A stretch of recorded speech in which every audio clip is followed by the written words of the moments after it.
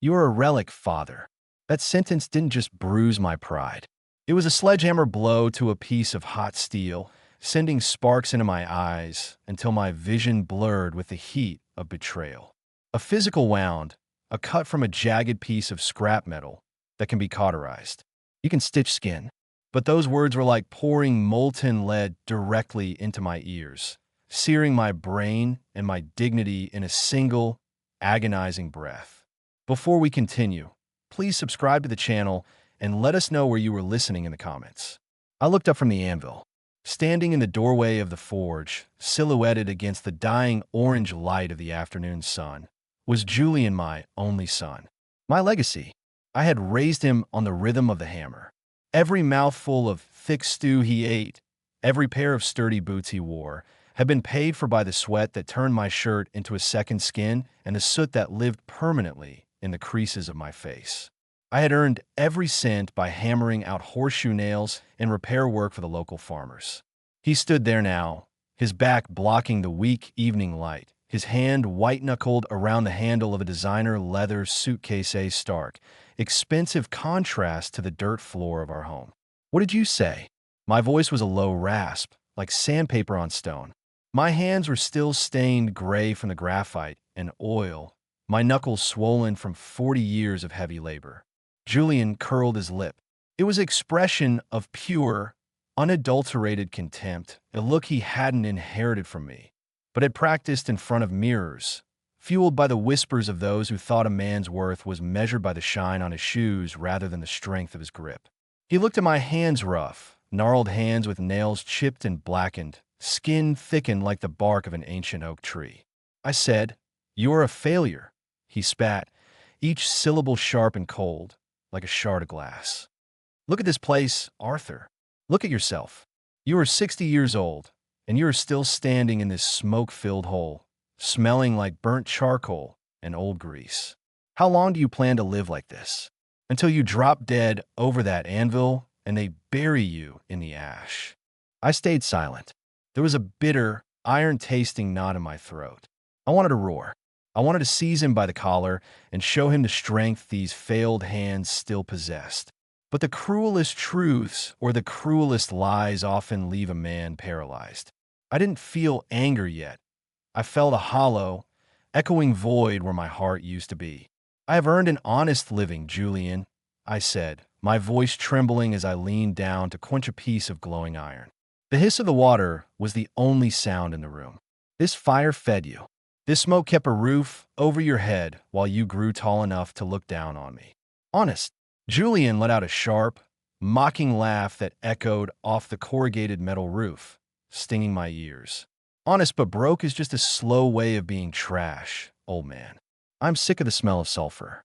I'm sick of the grit in my teeth every time I eat. I'm going to the city. I'm going to the coast, and then I'm going across the ocean to the States."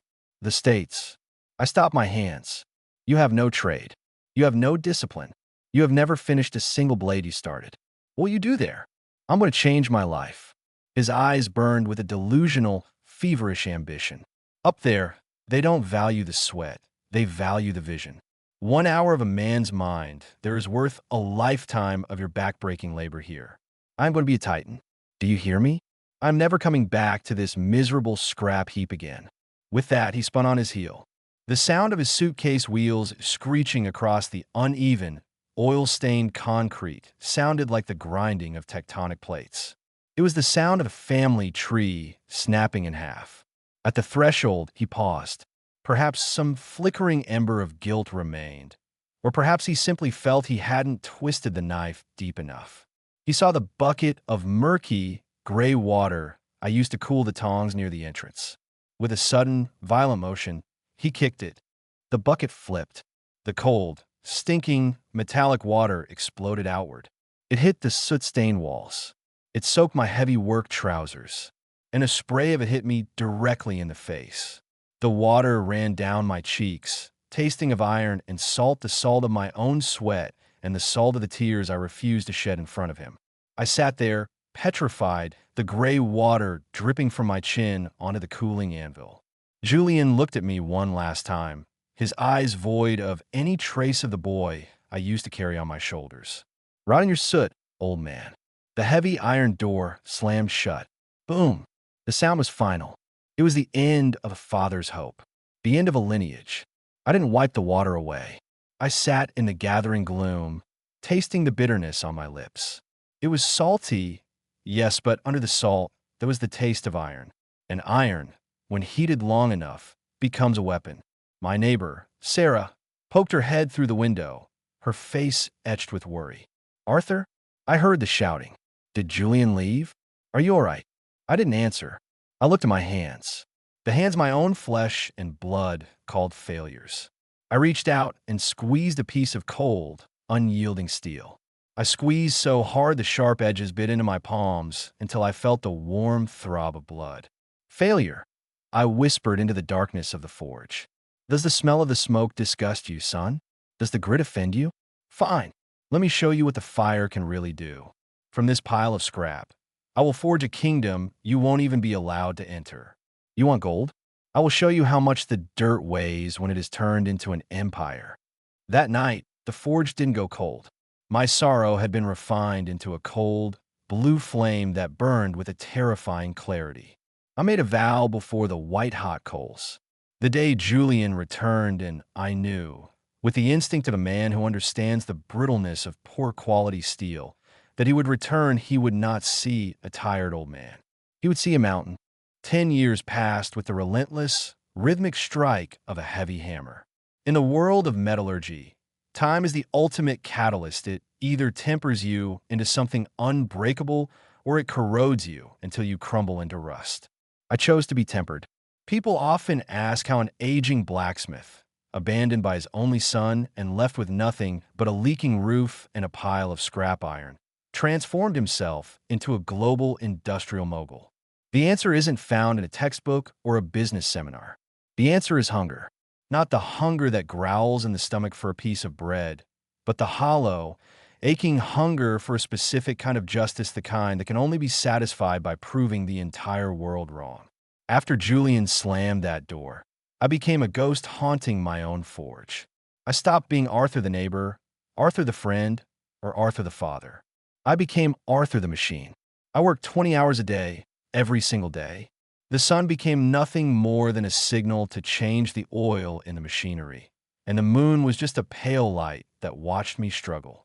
To fund my transformation, I sold every piece of comfort I possessed.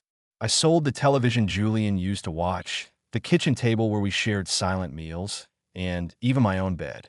I dragged a thin, grease-stained mattress into the corner of the forge, sleeping within arm's reach of the furnace.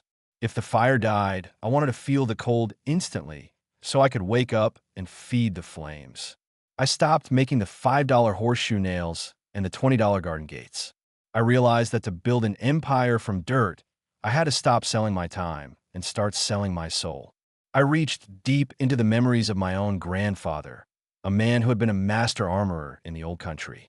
He had taught me the secret of the veined steel, a complex folding process that created blades so sharp they could sever a falling silk scarf, and so strong they could notch a stone without dulling the edge. I had ignored his lessons as a young man because the process was too grueling, too meticulous. It required a specific chemical balance in the charcoal and a heartbeat-perfect rhythm in the folding.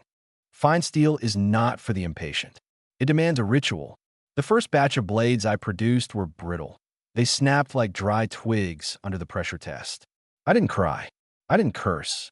I simply gathered the shards and threw them back into the melting pot. The 10th batch was too soft, the edges rolling like lead. I smashed them with a sledgehammer until my arms burned. By the 50th attempt, the townspeople began to whisper. They would pass by the forge and hear the constant, manic ring of the hammer at 3 in the morning.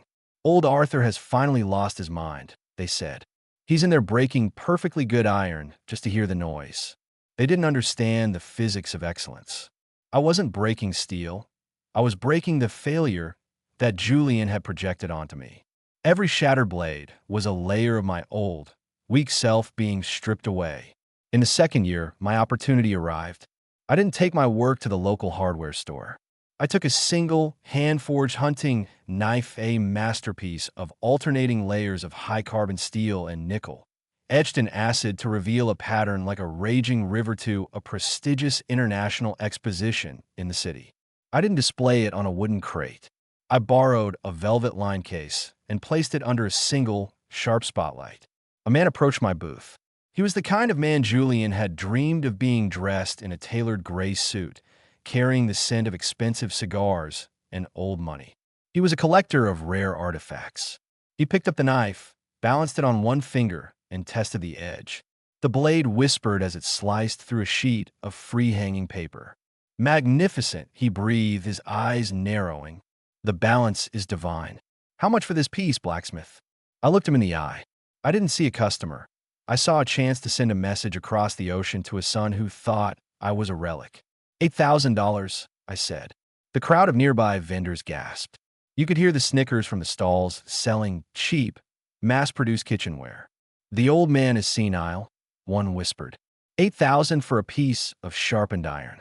But the man in the gray suit didn't flinch. He recognized the thousands of hours of suffering etched into that steel. He didn't bargain. He reached into his leather satchel and pulled out 80 crisp $100 bills. As the weight of that money hit my palm, I didn't feel a surge of joy. I felt a cold, vengeful satisfaction. "Money isn't found in the city, Julian," I whispered in the silence of my mind. "Money is hammered out of the fire." With that $8,000, I didn't buy a car or a new suit. I bought a high-precision industrial power hammer. I hired 2 apprentices who were willing to work as hard as I did. I expanded the walls of the forge. By the 5th year, the ironclad Legacies brand was being discussed in the boardrooms of architectural firms. We weren't just making knives. We were forging the structural steel for luxury penthouses and the intricate, hand-tooled gates of billionaire estates. By the 8th year, I exported my first massive shipment of decorative structural iron to Dubai. By the 10th year, the name Arthur was no longer associated with a soot-stained failure. I was Mr. Arthur, the chairman of the board. Do people think I am no longer stained by the forge? They are wrong. I'm still stained, but the soot on my hands now is the kind that buys silence and respect. I stood in front of the floor-to-ceiling mirror in my executive suite on the top floor of the ironclad complex. I was 70 years old now. My hair was a shock of white. My skin as wrinkled as a piece of cured leather, but my eyes were as sharp as the blades that had made me rich. I still wore a simple gray work shirt and my old, heavy boots. Suits are for men who want to hide who they are. I wanted everyone to see exactly where I came from. I looked out the tempered glass window.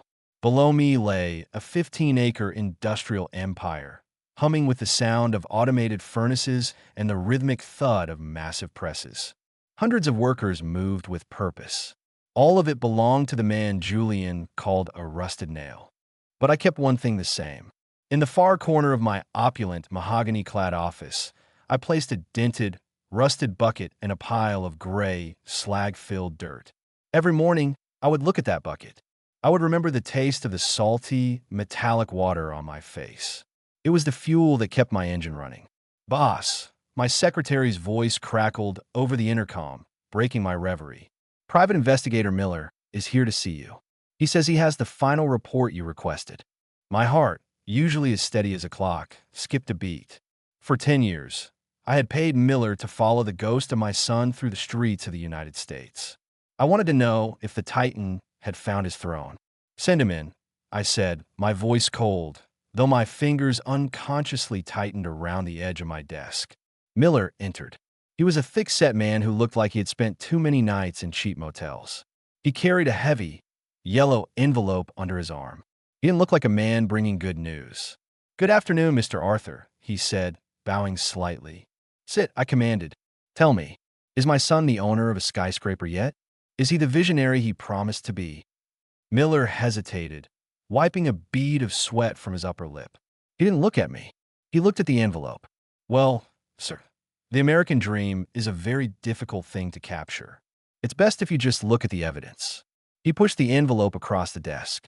I opened it, and the first photograph I pulled out felt like a piece of red-hot slag hitting my bare skin. There was no skyscraper. There was no throne. The photograph in my hand was a brutal piece of reality. There was no tailored suit, no convertible car, no gleaming office. Instead, The lens had captured a hollowed-out shell of a man. Julian looked 20 years older than his 32 years. His hair was a matted nest, his beard patchy and neglected. He was sitting on a sun-bleached curb in a dusty border town, his head bowed, holding a piece of dry bread as if it were a holy relic. I flipped to the second photo. He was standing in the back of a greasy, low-rent kitchen, his hands submerged in a sink of gray dishwater. He wore a stained apron, and his face was smeared with the very kind of grime he once claimed to loathe. But this wasn't the honest grit of the forge. It was the stagnant filth of a man who had given up. The third photo was the most chilling. A massive man, his arms covered in dark, tribal tattoos, had Julian pinned against a brick wall. My son's face was twisted in an expression of absolute, soul-crushing terror, the look of a cornered animal realizing the predator is faster. "What is this, Miller?" I asked, my voice barely a whisper, though it carried the weight of a heavy iron chain. Miller cleared his throat, his eyes fixed on his notebook. "He was deported 4 months ago, sir. He tried to cross the border illegally twice. He got caught, spent 6 months in a county lockup, and was sent back with nothing but the clothes on his back. The visionary career he talked about, it never happened. He spent most of his time working odd jobs for people you wouldn't want to meet in daylight. And the man with the tattoos? A local debt collector for a smuggling ring," Miller reported. "Your son made some very bad choices to survive. He owes those people approximately $4,000. It's a small amount to us, sir, but to them, it's worth a life. They've threatened to break both his hands permanently if he doesn't pay by the end of this week." I leaned back in my leather chair and closed my eyes. For $1,000. In my warehouse downstairs, there were individual custom-made bolts that cost more than that. My son, the one who spat on my honest poverty, was about to be mutilated for the price of a mid-range motorcycle. A sharp, stabbing pain flared in my chest, the old father's heart trying to cry out. But the ire in my blood suppressed it. Pity is a luxury for the weak. If I simply handed him the money, I would be finishing the job that his arrogance started. I would be confirming that he could fail, and someone would always be there to catch him. He needed a lesson that 10 years of wandering hadn't taught him. He needed to be fired in the kiln of reality. I opened my eyes and looked at Miller. "Pay the debt." Miller nodded quickly, reaching for his briefcase. "Yes, sir.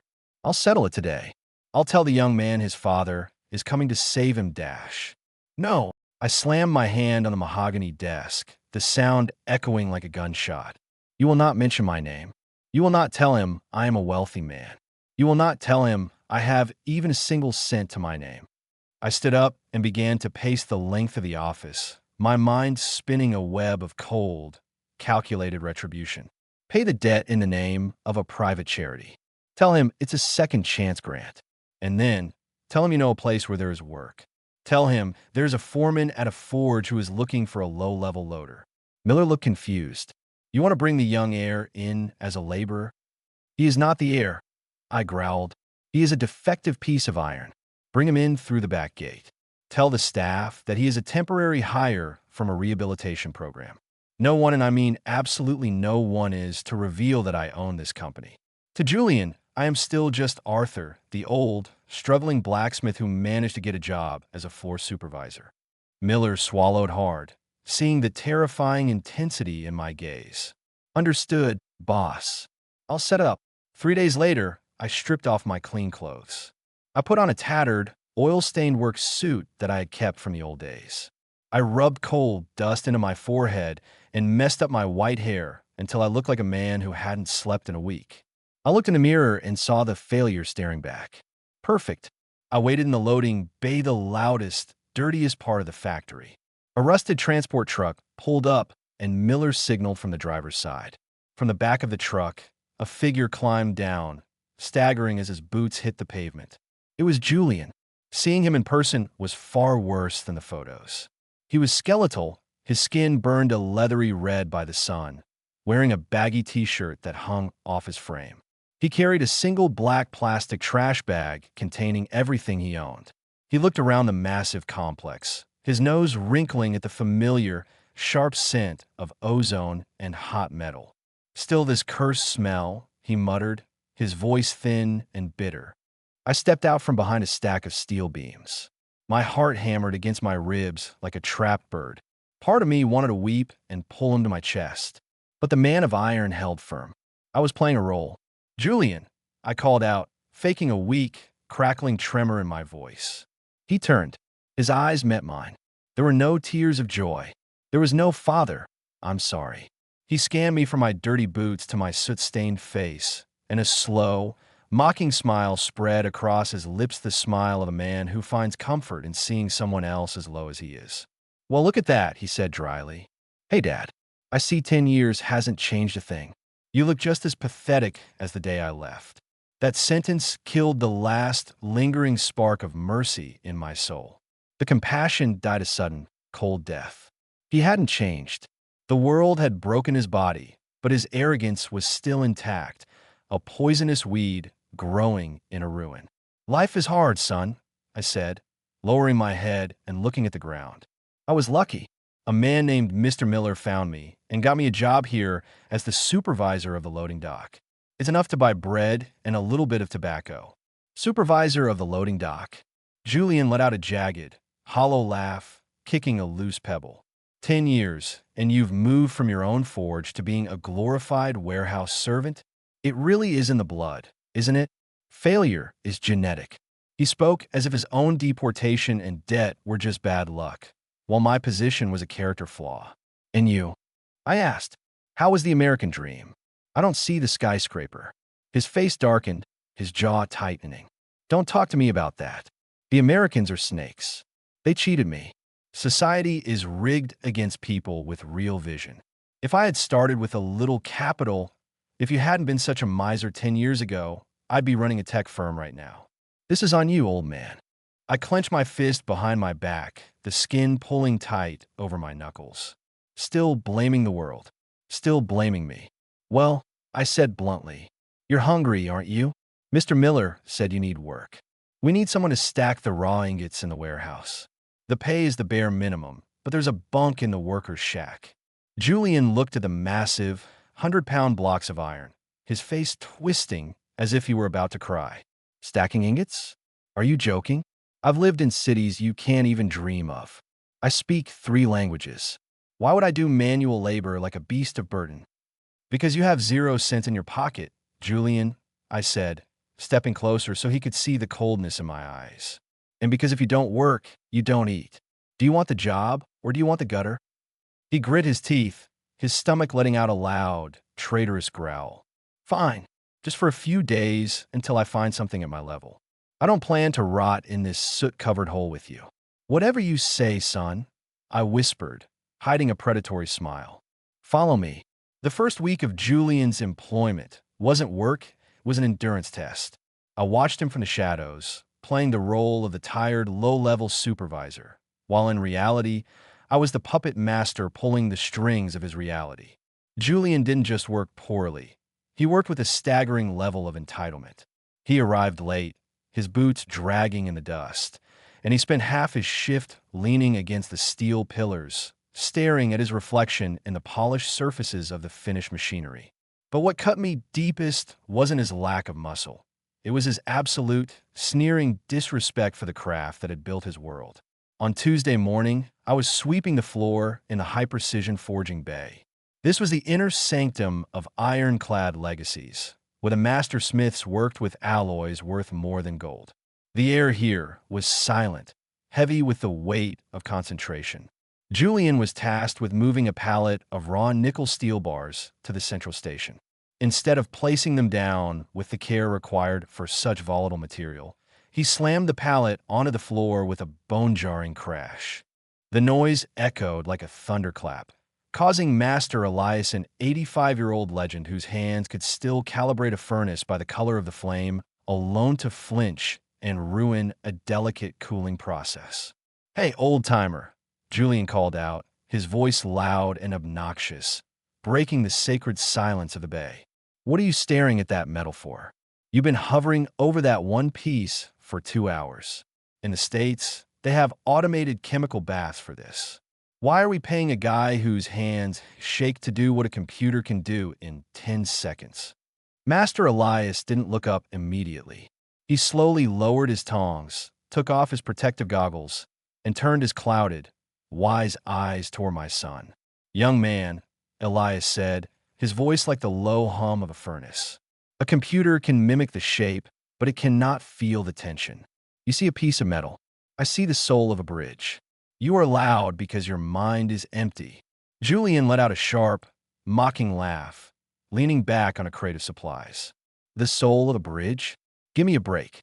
This is why this country is behind. You people treat dirt like it's a religion. It's just carbon and iron, Grandpa. You're wasting your life on squiggles and tempers that nobody will even notice once it's painted over. When do you actually plan on making some real money?" The apprentices stopped their work. The air turned cold. To insult a master smith in our halls was a transgression worse than theft. I watched from the corner, my grip on the broom handle so tight that my knuckles turned white. My blood was a roaring river of fire.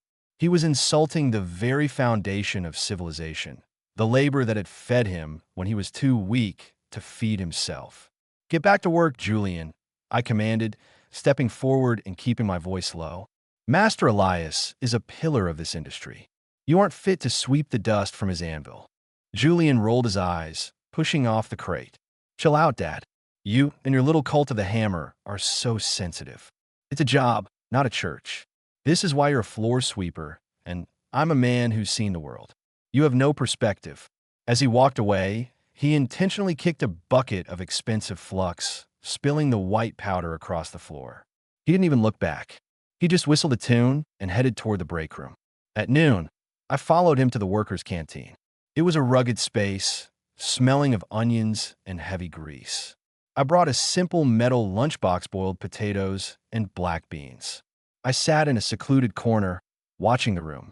Julian walked in, his face red from the heat of the warehouse, and slumped down at my table without a word of greeting. Around us, the veteran workers whispered.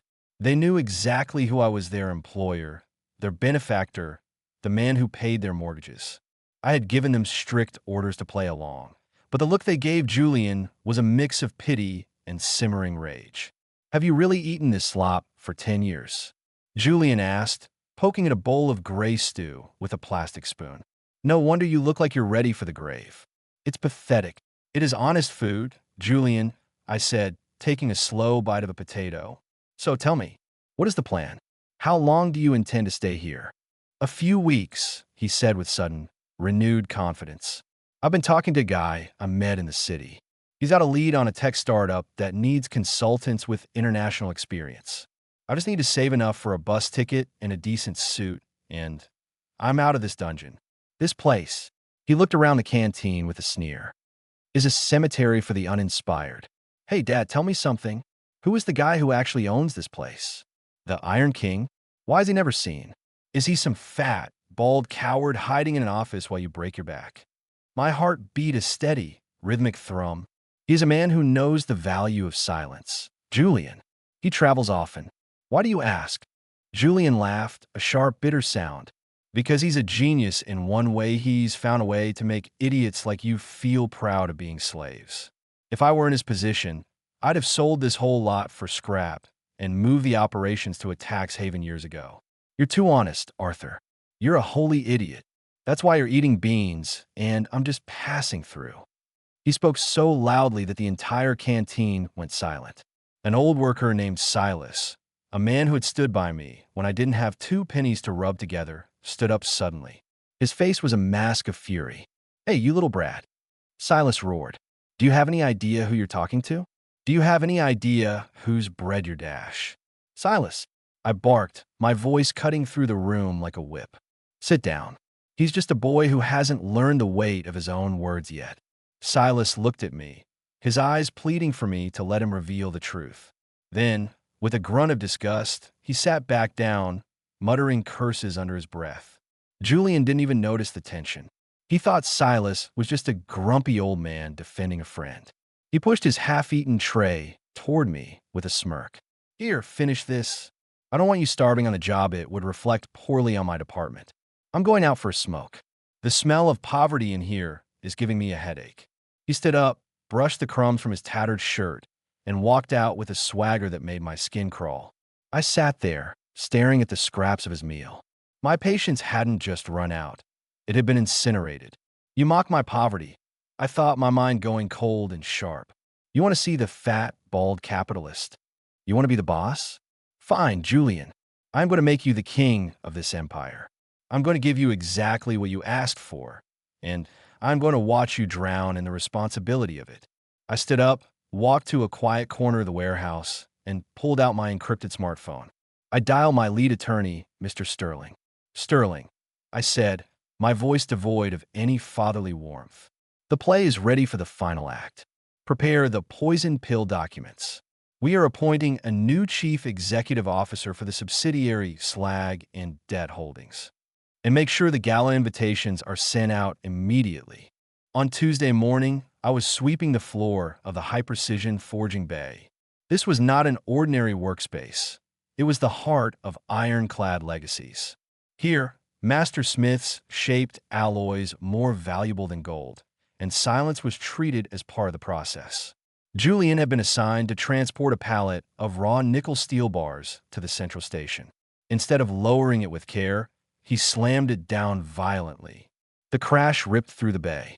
Master Elias, 85 years old, a living authority whose hands could judge furnace heat by color alone, flinched. The sudden disturbance ruined hours of careful cooling work. Julian laughed. "Hey, old man," he shouted, his voice echoing rudely through the space. "Why are you staring at that metal like it's going to talk back? In the States, computers do this stuff in minutes. Why are we paying someone with shaking hands to do what software handles faster?" Elias lowered his tools slowly. He removed his goggles and turned, his clouded but steady eyes settling on Julian. "A computer can reproduce shape," Elias said quietly. "It cannot sense tension.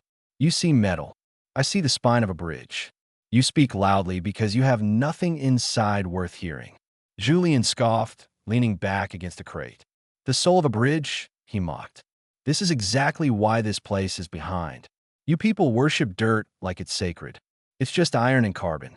You've wasted your life on patterns no one will notice once it's painted over. When do you plan on making real money?" Work stopped. Apprentices froze where they stood. The air thickened. Insulting a master smith in this hall was considered worse than theft. From the corner, I watched, gripping my broom until my knuckles whitened.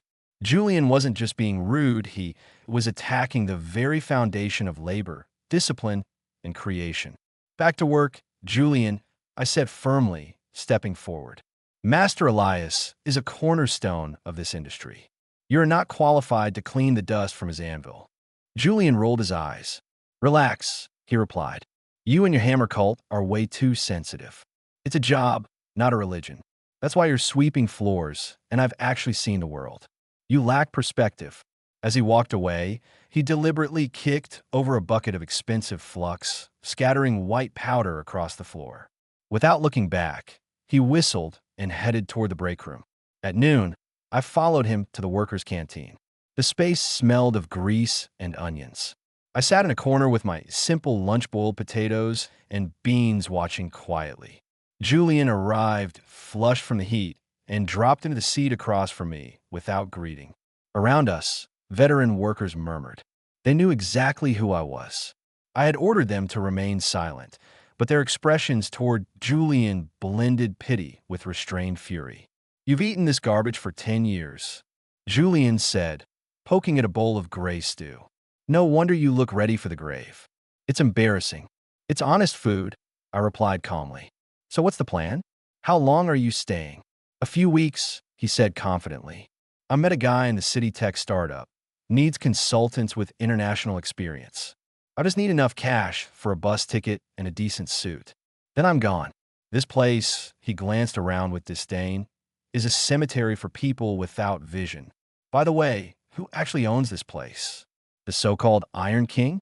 Why does he never show his face? Is he some overweight coward hiding in an office while you break your back?" My pulse stayed steady. "He values discretion," I said. "Why the interest?" Julian laughed bitterly.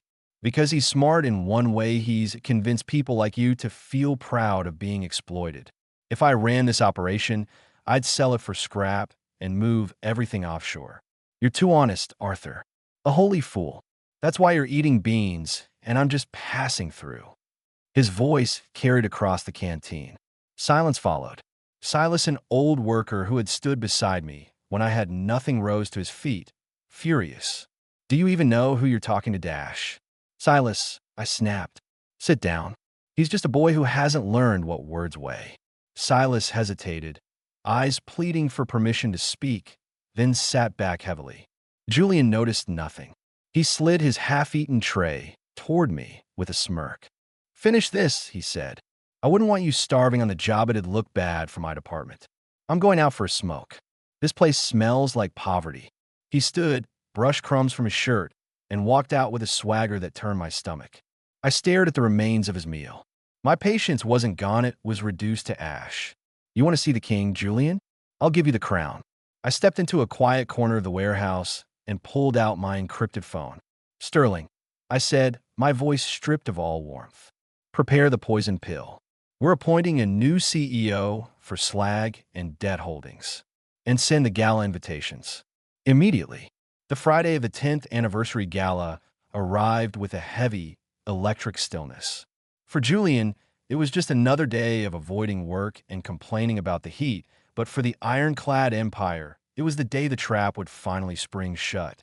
That afternoon, I found Julian hiding behind a stack of rusted shipping containers, nursing a cigarette and staring at the sky with a look of bored entitlement. Julian, I called out, feigning a weary cough. He didn't even hide the cigarette. He just blew a cloud of smoke toward the ceiling. What now, old man? More ingots to move? My back already feels like it's made of glass. I reached into my pocket and pulled out a heavy gold embossed card. No, I found this on the foreman's desk. It's an invitation to the 10-year anniversary gala of Ironclad Legacies. It's tonight. Every worker is invited. Julian snatched the card, his eyes narrowing as he read the fine print. Cocktails, a 5-course dinner, and a keynote address by the mysterious founder? Sounds like a load of corporate propaganda. I bet the food is just slightly better versions of that canteen slop. They say the founder is giving away a brand new luxury SUV as a raffle prize. I whispered, adding the bait. And that the wine costs more per bottle than you've earned in the last 3 years. Mr. Miller told me they are hiring the best catering in the country. Lobster, Julian, true champagne. I saw his eyes flare. The titan inside him was starving for a taste of a life he believed he deserved. He licked his lips. Lobster, huh? It's been a long time since I've had anything that didn't come out of a fryer. But look at me. He gestured to his filthy, oil-stained shirt. I don't even have a decent pair of socks, let alone a suit. Am I supposed to walk in there looking like a chimney sweep? I heard the thrift shop on 3rd Street has a few formal jackets from a theater production, I suggested helpfully. Ask for an advance on next week's pay. Tell the foreman it's an emergency. Julian snorted, but the lure of free luxury was too much. He crushed his cigarette and ran toward the office, his greed finally overriding his laziness. As soon as he was gone, the floor supervisor vanished. I walked to the private elevator hidden behind the furnace room and ascended to the penthouse suite. I showered, washing away the charcoal and the fake soot of the warehouse. I shaved with a straight razor, watching the face of the failure disappear and the face of the Iron King emerge. I put on a shirt of the finest white Egyptian cotton. I fastened cufflinks made of raw meteoritic iron and gold. I stepped into a midnight blue suit, hand-stitched in Milan, that cost more than most people's annual salary. I combed my white hair back until it looked like polished silver. I smelled of sandalwood and power. I looked at the clock. 7 o'clock. The execution was beginning. Down in the massive courtyard, which had been transformed into a glittering garden of light and glass, Julian was making his entrance. He had found a garish, shimmering silver blazer that was 2 sizes too large in the shoulders and a pair of black trousers that were dangerously tight. With a bright red tie and his hair greased back with industrial pomade, he looked like a tragic caricature of a high roller. He didn't care. He grabbed a glass of champagne from a passing waiter and began to wander through the crowd of dignitaries and master smiths, his voice rising above the music. I'm telling you, Julian bragged to a group of architects who were clearly trying to ignore him. My family used to be in the business, but they lacked the international vision I picked up in the States. If I were running this place, I'd automate the whole floor and fire the dead weight. This founder guy? He's probably just lucky. And what about Arthur, the supervisor? One architect asked, knowing exactly who I was and struggling to keep a straight face. Julian laughed, a sharp, ugly sound. My old man, he's a lost cause. I'd probably keep him on to sweep the bathrooms, just so he doesn't starve. He's only good for following orders. I heard every word through the discreet microphone hidden in the lapel of my suit. My heart didn't ache. It felt as cold and hard as a piece of quenched steel. The lights dimmed. A single, powerful spotlight hit the stage. My lead attorney, Mr. Sterling, stepped to the podium. Ladies and gentlemen, Sterling announced, his voice booming.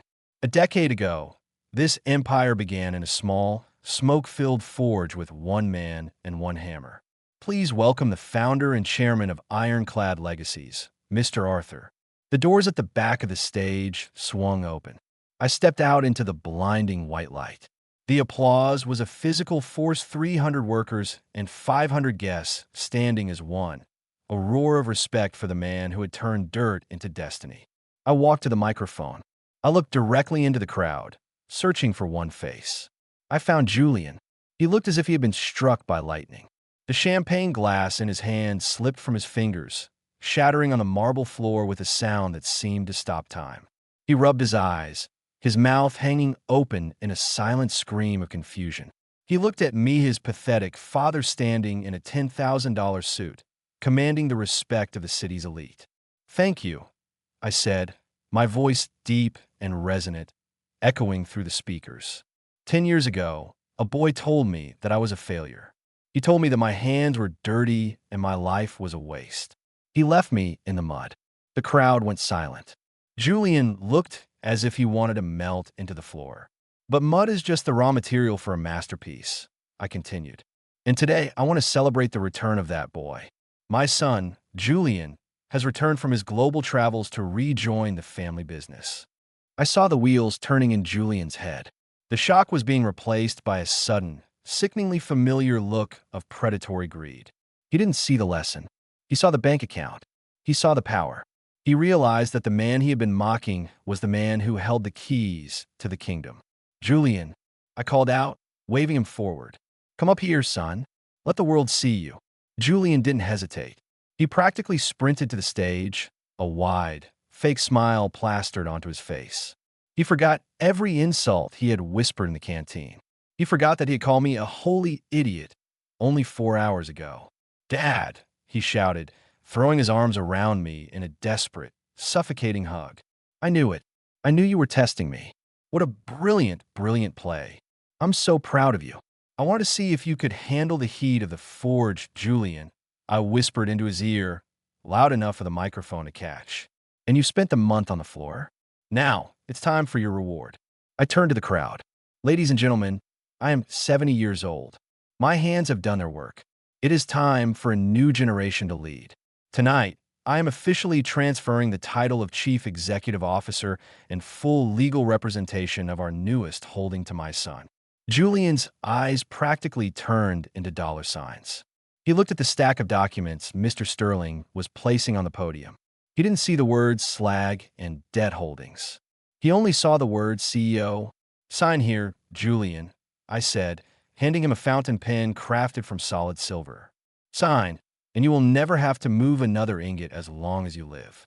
Everything, the power, the titles, the legal standing, it all becomes yours tonight. Mr. Sterling leaned in, his face a mask of professional neutrality. Mr. Julian, do you wish to have a legal recess to review the internal liabilities and the specific tax obligations of this subsidiary before signing? Julian snatched the pen from Sterling's hand, laughing with an arrogance that made the audience wince. Review? It's my father. I trust the man who built all this. Don't waste my time with fine print, lawyer. I was born for this. With a flourish that was as grand as it was foolish, Julian signed. He signed the first page, the second, and the final deed of transfer.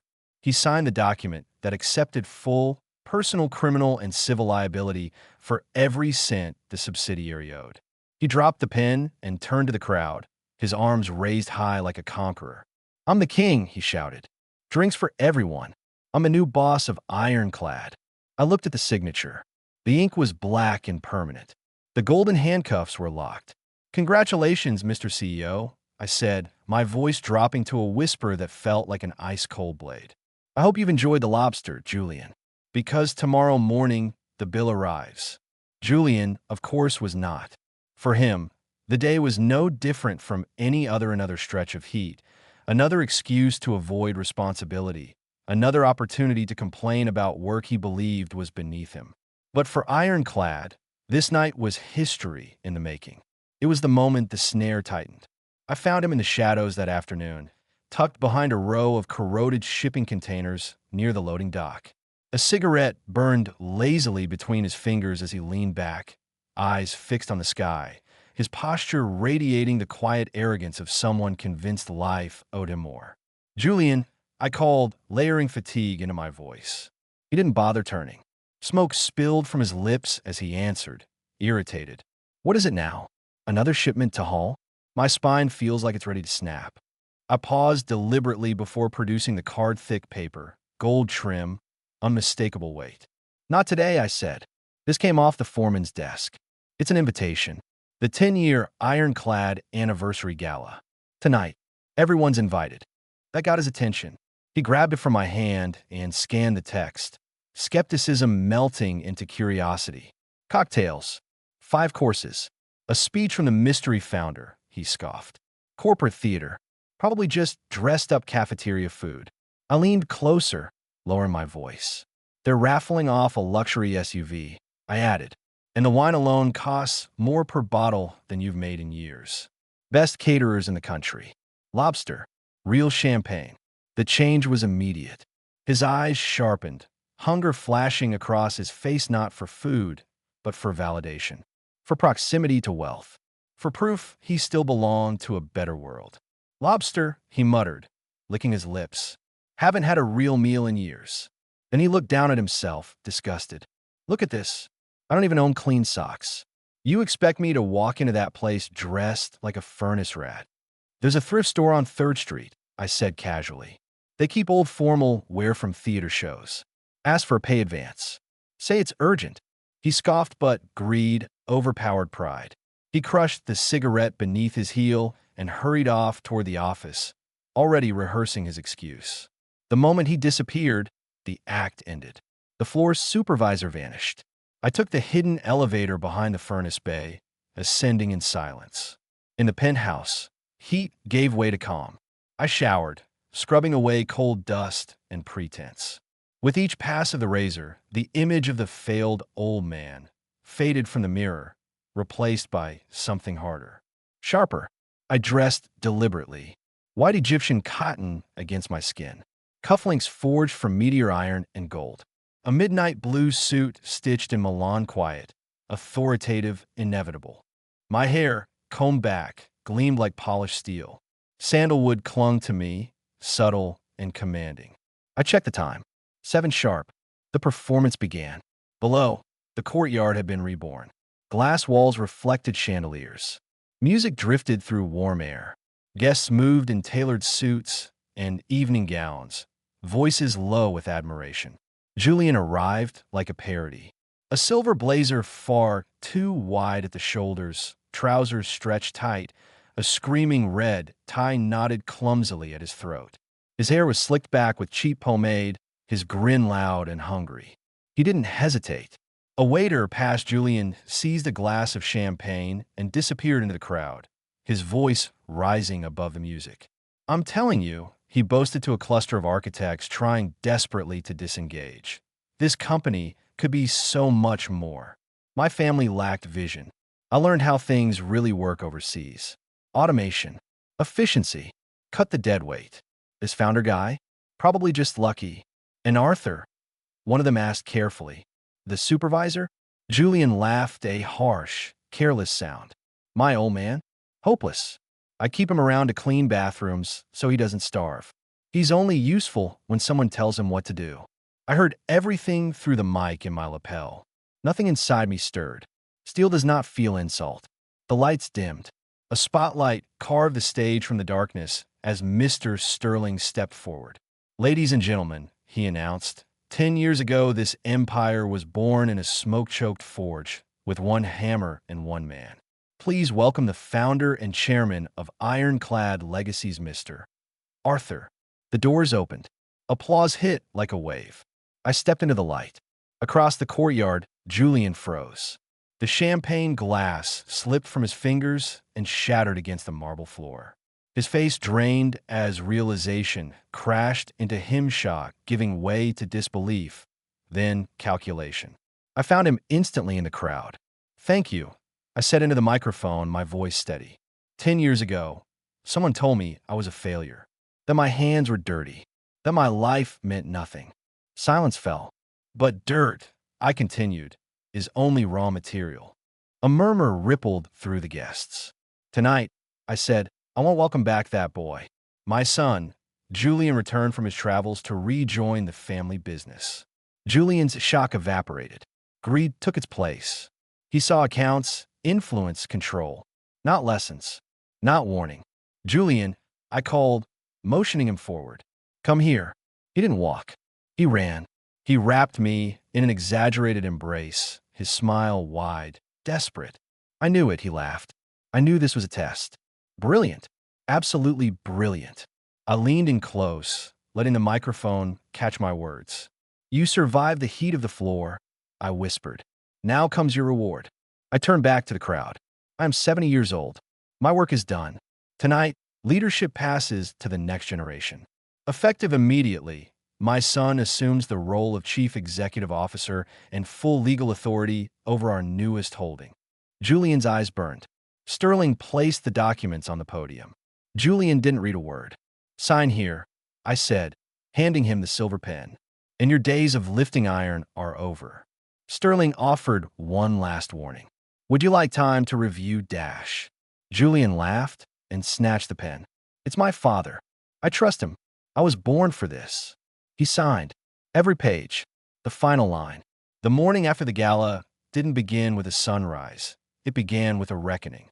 I was sitting in my executive chair, the one Julian had already mentally measured for himself, sipping a cup of black coffee. The steam rose in a slow, mocking swirl. Through the tempered glass, the world looked the same, but the legal landscape beneath my feet had shifted forever. At precisely 10 o'clock, the heavy oak doors of the office were kicked open. Julian walked in, still wearing that ridiculous silver blazer, though it was now stained with champagne and sweat. He hadn't slept. He had the manic, hollow glow of a man who had spent the night celebrating a victory he hadn't yet realized was a defeat. "Good morning, former chairman," Julian shouted, his voice cracking with a mixture of exhaustion and unearned authority. He marched over and threw a leather briefcase onto my desk, a briefcase he had likely bought on credit the night before. "I hope you started packing. I've already contacted an interior designer. This mahogany has to go. It smells like a funeral parlor here. I want glass, chrome, and white leather." I set my coffee down slowly, the porcelain clinking against the wood. "The chair is still warm, Julian. Perhaps you should wait for the blood to settle before you start the demolition." "The blood has settled fine," he snapped, walking behind me and gripping the headrest of my chair. "I'm the CEO now. I signed the papers. I have the legal standing. You're retired, Arthur. Go find a park bench and feed some pigeons. I've got an empire to modernize." "Is that so?" I leaned back, looking up at him. "And what is your first order of business, Mr. CEO?" "I've already decided," he said, pacing the room with a frantic energy. "I'm doubling the production speed. We're going to outsource the smelting to a cheaper facility I found online. And the workers? I'm cutting their health benefits by half. If they don't like it, they can find another forge. I'm here to make profit, not friends." I nodded, my face a mask of stone. "A bold start. But before you fire the staff, you might want to attend your first board meeting. They are waiting for you in conference room 1. "Board meeting? Fine," he huffed, adjusting his crooked red tie. "I'll go show them who's in charge. Make sure my coffee is hot when I get back, supervisor." He stormed out, his footsteps echoing with a hollow arrogance. I stood up, smoothed my suit, and followed him at a distance. Conference room 1 was a tomb of glass and steel. Inside, for men, sat in silence. These weren't the smiling faces from the gala. These were the auditors from the National Tax Authority and 2 high-level investigators from the fraud division. Mr. Sterling sat at the head of the table, his face as cold as a frozen lake. Julian burst in and slid into the head chair, putting his boots up on the polished table. All right, let's make this quick. I've got a lunch meeting at the yacht club. Bring me the account ledgers. I want to see exactly how many millions are sitting in my liquid assets. No one moved. No one smiled. Mr. Sterling pushed a thick, black folder across the table. Mr. Julian, Sterling began, his voice devoid of emotion. Before we discuss assets, we must finalize the handover of the liabilities associated with the entity you assumed control of last night, Slag and Debt Holdings. Julian frowned, taking his feet off the table. Slag and what? The company is called Ironclad Legacies. That's what's on the sign outside. Ironclad Legacies is a trademarked brand held by a private family trust, Sterling explained, his voice as sharp as a scalpel. The legal entity you signed for the one that carries the operational burden and the historical financial weight is Slag and Debt. Last night, you accepted the role of sole legal representative and primary guarantor for this entity. So, Julian sneered. So, it has a weird name. What's in it?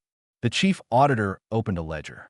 It contains the lease on the workers' shacks, 5 rusted delivery trucks with failed emissions tests, and he paused, looking Julian dead in the eye, a backdated tax liability of $4 million, plus a $3 million penalty for willful concealment under the previous management structure. Julian's face went from a flushed red to a sickly, translucent gray. 7 million? You're joking. That's a mistake. My dad has the money. Use his money. Mr. Arthur's assets are shielded within the trust, Sterling said, leaning forward. You, however, signed the unlimited personal liability clause. As the CEO of Slag and Debt, you are now personally responsible for this debt. And because you represented yourself as having the means to settle these debts during the signing ceremony, the investigators here are looking at aggravated financial misrepresentation. Julian staggered to his feet, his breath coming in ragged gasps. I didn't read that. I didn't know. He tricked me. I stepped into the room then, the heavy door clicking shut behind me. I walked to the window, looking out at the forge where the fires were burning bright. You didn't read, Julian, because you were too busy smelling the lobster, I said, not turning around. You wanted the crown. You wanted to be the man who gives the orders. Well, this is what it looks like to be the man. You are responsible for the debt. You are responsible for the fraud. And in 30 days, if $7 million isn't paid to the state, the men in this room won't be asking for signatures. They'll be bringing handcuffs. Julian turned to me, his eyes bulging with a terrifying mixture of rage and panic. You monster. I'm your son. You're going to let me go to prison for 15 years over some paperwork. I'm not letting you go to prison, Julian, I said, finally turning to face him. I am giving you exactly what you said I was. I am giving you a failure.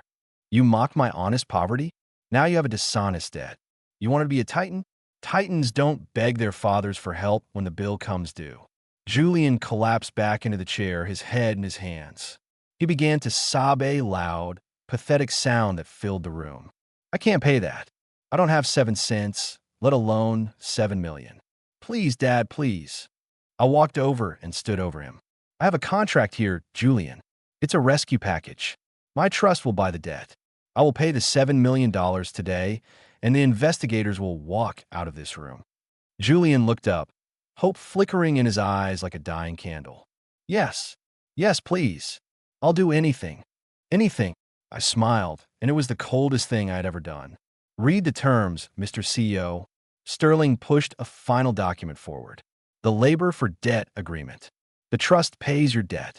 In exchange, you commit to 40 years of service at Ironclad Legacies. Your title will be Sanitation and Waste Management Assistant. Your salary will be set at the legal minimum.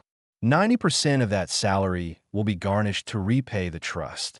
You will live in the workers' dormitory. You will not leave the premises without written permission. If you quit, or if you fail a single performance review, the fraud charges are reactivated immediately. Julian stared at the paper. 40 years. He was 32. He would be 72 before he was a free man. He would spend his entire life in the soot he hated, cleaning the floors he once looked down upon. "This is slavery," he whispered. "No," I corrected him. "This is an honest living. The kind you said was for trash.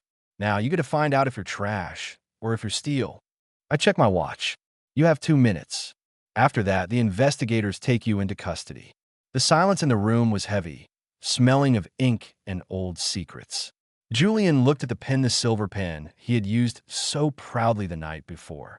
His hand shook so violently he had to use both hands to grip it. He signed.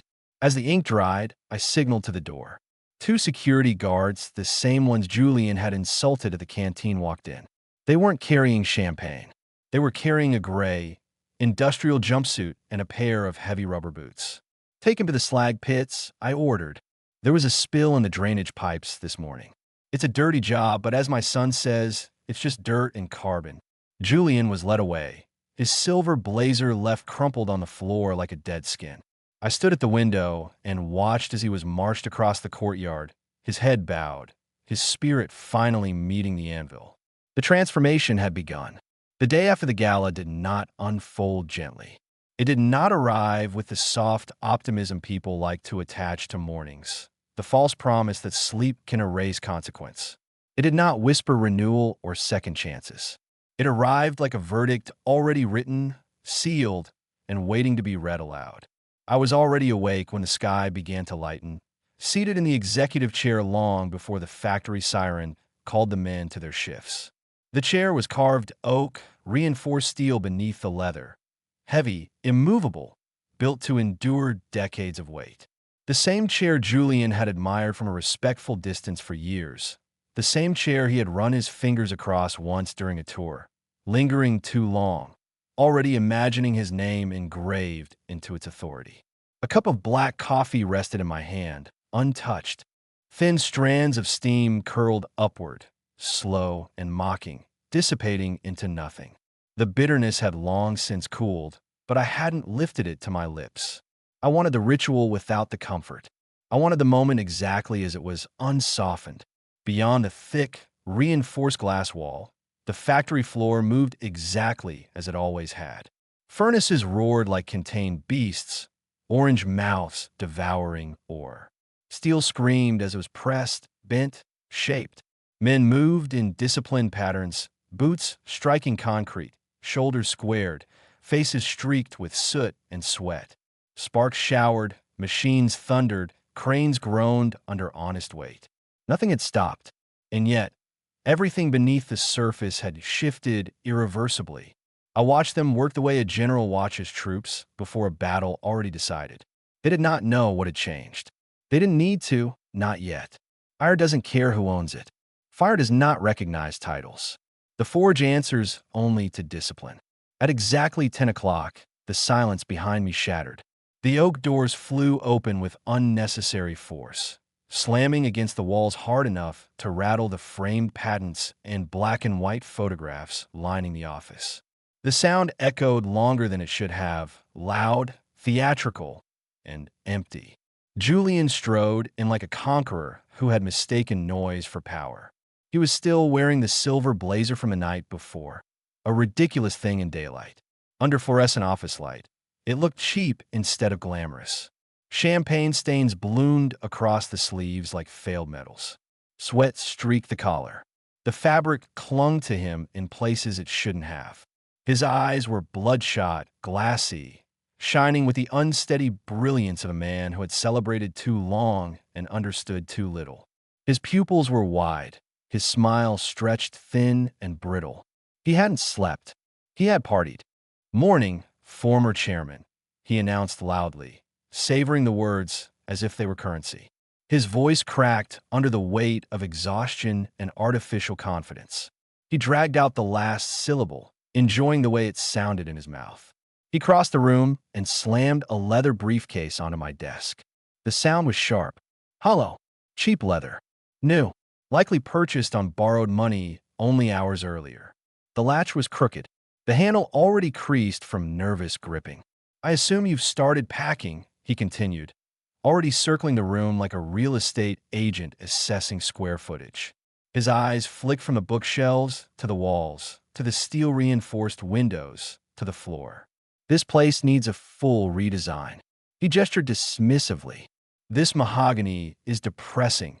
It smells like a funeral home. I want glass walls, chrome accents, white leather, something that actually looks successful. I placed my coffee down with deliberate care. The porcelain clicked softly against the desk. A small sound. Controlled. Final. The seat is still warm. Julian, I said evenly.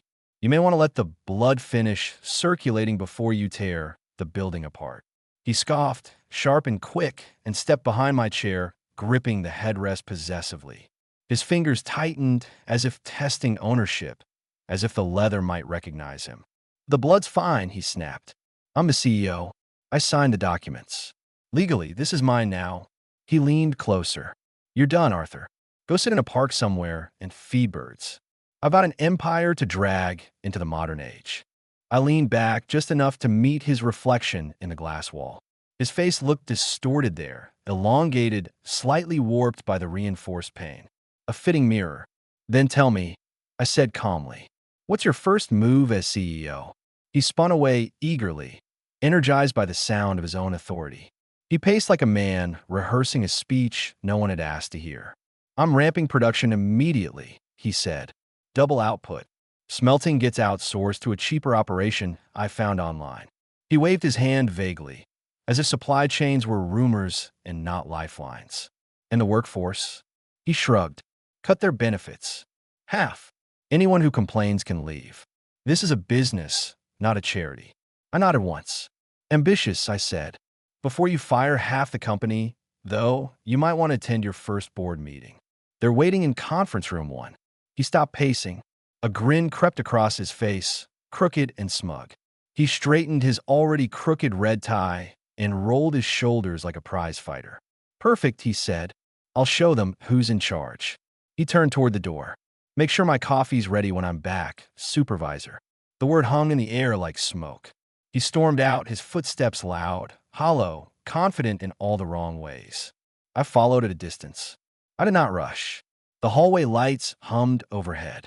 The walls bore decades of framed safety awards, production milestones, group photos of men who had retired or died. Julian did not look at any of them as he passed. History bored him. Foundations bored him. He wanted the skyline without the ground. Conference room 1 felt colder than the rest of the building. Steel table. Glass walls.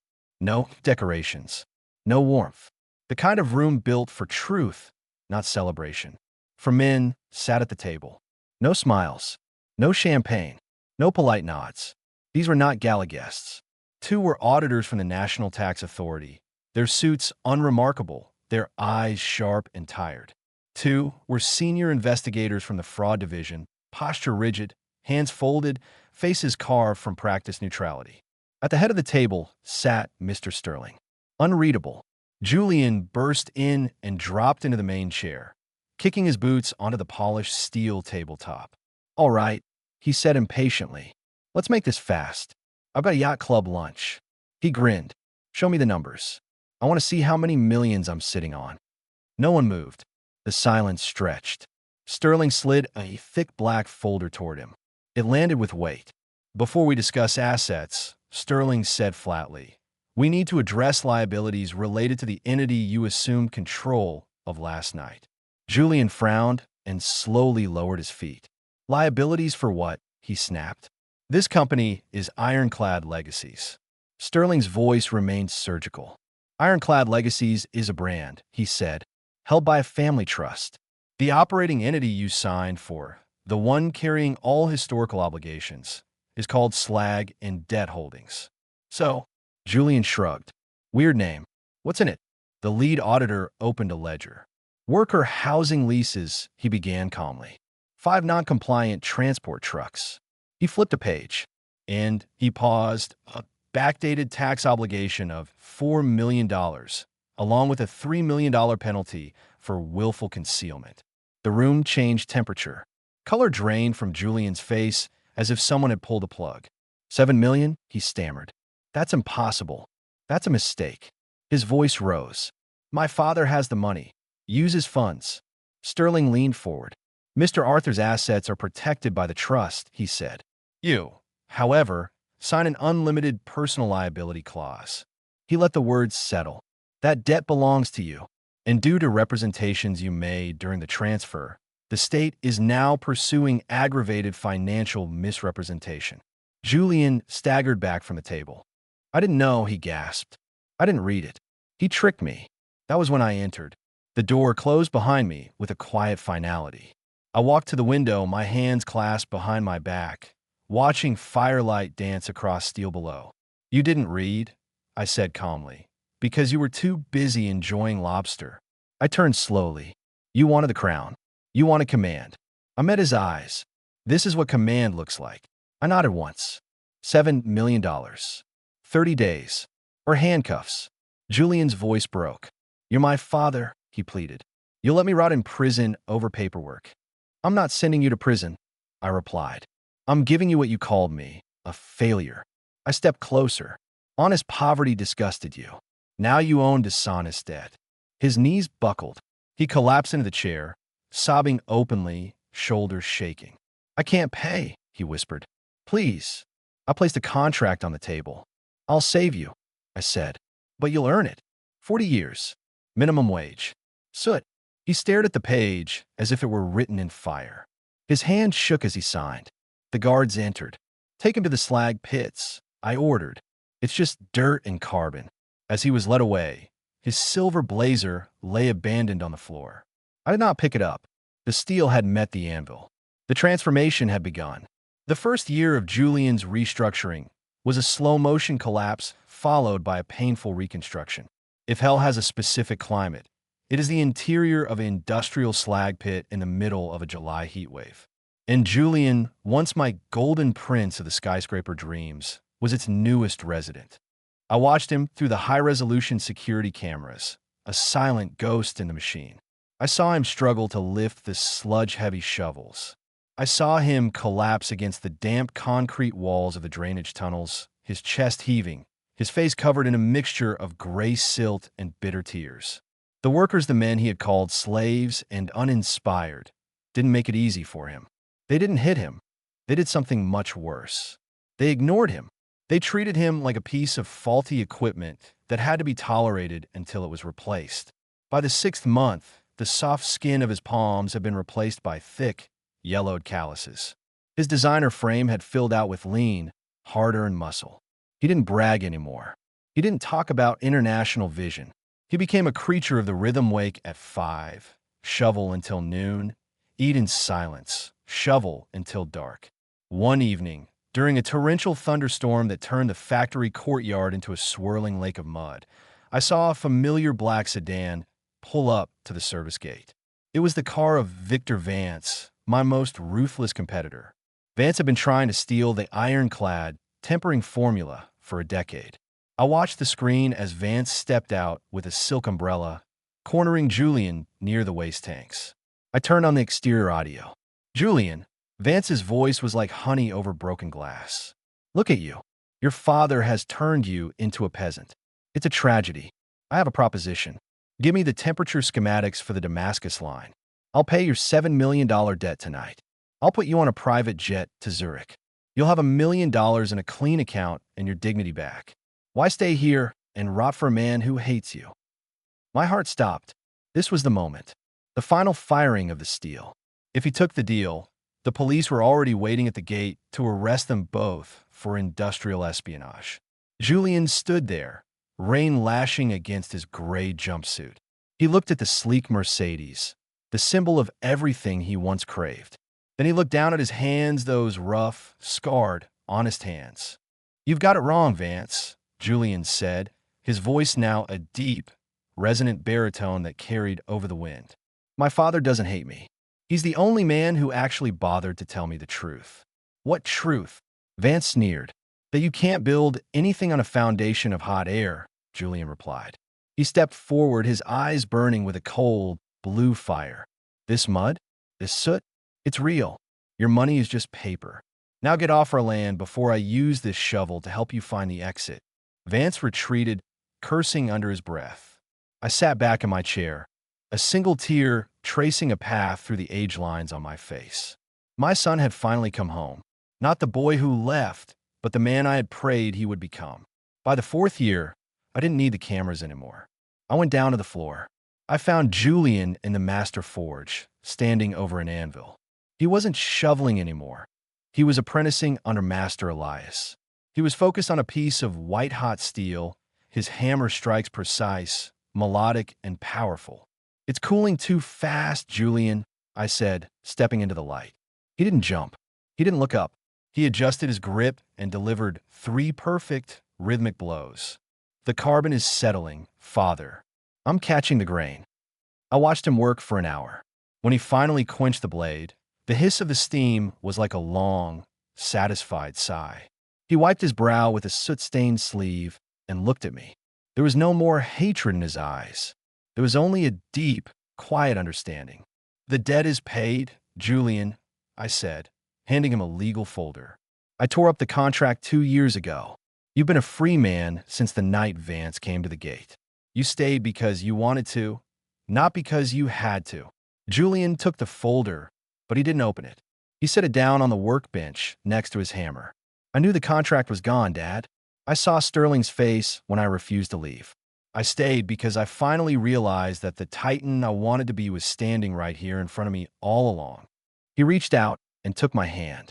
For the first time in 15 years, our calluses met. It was a handshake of equals. I'm sorry, Father, he whispered, for the bucket of water, for the words, for the 10 years I wasted being a ghost. The fire cleans everything, son, I replied, my voice breaking. In the final year of my life, I watched Julian take over the chairmanship. But he didn't demolish the office. He kept the mahogany. He kept the rusted bucket in the corner. And every new apprentice who joined Ironclad Legacies was personally met by the CO not in a boardroom, but at the slag pits. He would show them his hands and tell them the story of the man who thought he was too big for the dirt. I passed away on a quiet Tuesday, the sound of the distant industrial hammers acting as my lullaby. They tell me that at my funeral, Julian didn't wear a silver blazer. He wore a simple black work suit. He didn't give a speech about visions or empires. He stood before the crowd, held up a small, perfectly forged iron rose, and said only one thing. My father was a blacksmith. And thanks to him, I am one too. The legacy wasn't the money. It wasn't the factory. It was the knowledge that a man's worth is never found in the things he owns, but in the things he is capable of building from nothing. The failure was finally, permanently, forged into a masterpiece.